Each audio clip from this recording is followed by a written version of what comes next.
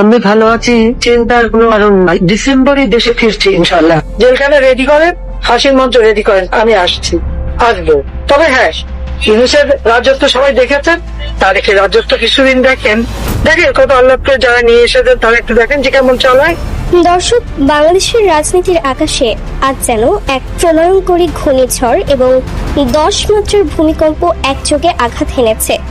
গত 5ই আগস্টের পর থেকে দেশের যে রাজনৈতিক মাঠ পুরোপুরি শান্ত, একচেটিয়া এবং বিরোধী শূন্য মনে হচ্ছিল, আজ সেই মাঠেই যেন আক্ষরিক অর্থে এক গগনবিদারী রাজনৈতিক পারমাণবিক বিস্ফোরণ ঘটেছে।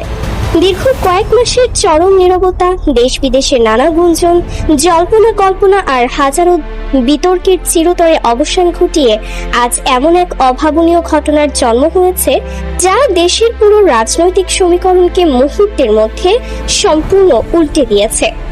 সবার সব হিসাব নিকাশ, বিশ্লেষণ আর ভবিষ্যৎবাণীকে ভুল প্রমাণ করে কোনো পূর্ব ঘোষণা ছাড়াই হঠাৎ করেই সামাজিক যোগাযোগ মাধ্যমে সরাসরি বা লাইভে এসেছেন সাবেক প্রধানমন্ত্রী এবং আওয়ামী লীগ সভাপতি শেখ হাসিনা। আর লাইভে এসেই তিনি এমন এক অভাবনীয়, রোমহর্ষক এবং গায়ে কাঁটা দেওয়া হুঙ্কার দিয়েছেন যা শুনে খোদ বিএনপির শীর্ষ নেতাদেরও রাতের ঘুম চিরতরে হারাম হয়ে যাওয়ার উপক্রম। লাইভে এসে তিনি অত্যন্ত তৃপ্ত, আত্মবিশ্বাসী এবং তেজোদ্দীপ্ত কণ্ঠে ঘোষণা করেছেন, ডিসেম্বরেই দেশে ফিরছি ইনশাল্লাহ। শুধু তাই নয়, তার এই প্রত্যাবর্তনের খবরের পাশাপাশি বিএনপি এবং অন্যান্য রাজনৈতিক প্রতিপক্ষদের উদ্দেশ্যে তিনি যে কড়া, ভয়ঙ্কর এবং চূড়ান্ত বার্তা দিয়েছেন তা এখন পুরো দেশ জুড়ে টক অফ দ্য কান্ট্রিতে পরিণত হয়েছে। আজকের এই অত্যন্ত শ্বাসরুদ্ধকর, দীর্ঘ এবং রাজনৈতিক উত্তেজনায় ভরপুর প্রতিবেদনের মাধ্যমে একেবারে শুরু থেকে শেষ পর্যন্ত বিস্তারিত জেনে নিই। আপনারা সবাই খুব ভালো করেই জানেন, গত কয়েক মাস ধরে সাবেক প্রধানমন্ত্রী শেখ হাসিনার অবস্থান এবং তার পরবর্তী রাজনৈতিক পদক্ষেপ নিয়ে দেশের ভেতরে এবং বাইরে চলছিল বিস্তর জল্পনা কল্পনা। অনেকেই ভেবেছিলেন তিনি হয়তো আর কখনোই দেশের রাজনীতিতে সক্রিয় হবেন না, হয়তো প্রবাসেই বাকি জীবনটা কাটিয়ে দেবেন।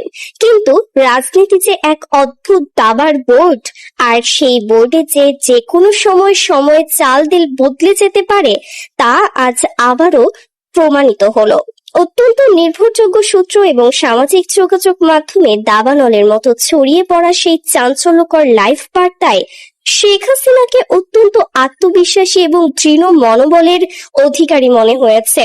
তার চোখে মুখে ছিল না কোনো ক্লান্তি বা হতাশার ছাপ, বরং সেখানে জ্বলছিল এক নতুন রাজনৈতিক সংগ্রামের আগুন। তিনি যেন ঠিক সেই পুরনো দাপুটে নেত্রী, যিনি কোনো বাধাকেই পরোয়া করতে জানেন না। লাইভ ভিডিওর এক পর্যায়ে তিনি তার অগণিত নেতাকর্মী এবং দেশবাসীর উদ্দেশ্যে অত্যন্ত আবেগঘন অথচ কড়া ভাষায় বলেন, আমার প্রিয় দেশবাসী এবং দলের অকুতোভয় নেতাকর্মীরা, আপনারা কেউ হতাশ হবেন না। যারা ভেবেছে আমাকে ষড়যন্ত্র করে দেশ ছাড়া করে তারা খালি মাঠে গোল দেবে, তারা আসলে বোকার স্বর্গে বাস করছে। আমি সাময়িকভাবে হয়তো দূরে আছি, কিন্তু আমার মন পড়ে আছে বাংলার মাটিতে। আমি আমার বাবার স্বপ্নের স্বাধীন বাংলায় খুব শিগগিরই ফিরে আসছি।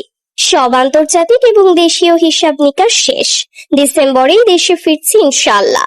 তার এই একটি মাত্র বাক্য মুহূর্তের মধ্যে পুরো দেশের রাজনৈতিক অঙ্গনে যেন এক প্রবল সুনামি তৈরি করেছে। রাজনৈতিক বিশ্লেষকরা মনে করছেন, ডিসেম্বরে ফেরার এই গগন বিদারী ঘোষণার পেছনে হয়তো কোনো বিশাল আন্তর্জাতিক সমর্থন বা অভ্যন্তরীণ রাজনৈতিক কৌশল লুকিয়ে আছে, যা এখনো সাধারণ মানুষের ধরাছোঁয়ার একেবারে বাইরে। শেখ হাসিনা তার লাইভ বার্তায় সবচেয়ে বেশি আক্রমণাত্মক এবং ক্ষুব্ধ ছিলেন প্রধান রাজনৈতিক প্রতিপক্ষ বিএনপির প্রতি।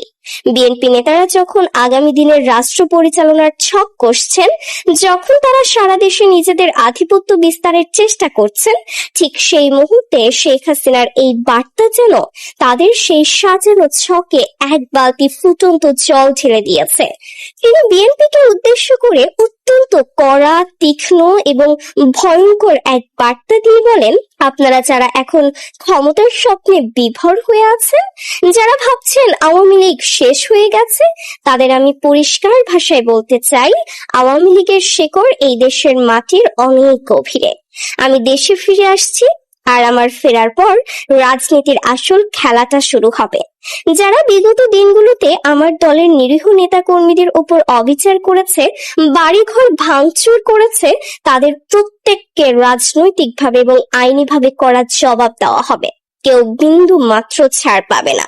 শেখ হাসিনার অত্যন্ত রাগান্বিত কণ্ঠে আরো যোগ করেন, আমার সাধারণ নেতাকর্মীরা এখনো মাঠেই আছে। তারা শুধু আমার একটা ডাক দেওয়ার অপেক্ষায় ছিল। এখন সেই সময় চলে এসেছে। ডিসেম্বরে যখন আমি বাংলার মাটিতে পা রাখবো, তখন আপনারা বুঝতে পারবেন জনগণ আসলে কার সাথে আছে। ক্ষমতার মসনদ এত সহজ নয়, আর আমাকে মাইনাস করে এই দেশে কোনো নির্বাচন বা সরকার গঠন কোনোভাবেই সফল হবে না। শেখ হাসিনার এই ঘোষণার পর দেশের তৃণমূলের কর্মীদের মাঝে এক নতুন প্রাণের সঞ্চার হয়েছে। যারা এতদিন নিষ্ক্রিয় হয়ে ঘরে বসেছিলেন, তারা এখন বুক চিতিয়ে রাস্তায় নামার প্রস্তুতি নিচ্ছেন। লাইভ ভিডিওর কমেন্ট বক্সে দেখা গেছে হাজার হাজার কর্মীর উৎসাহ ব্যঞ্জক মন্তব্য। তারা লিখছেন, নেত্রী আসছেন, এবার আর কোনো ভয় নেই।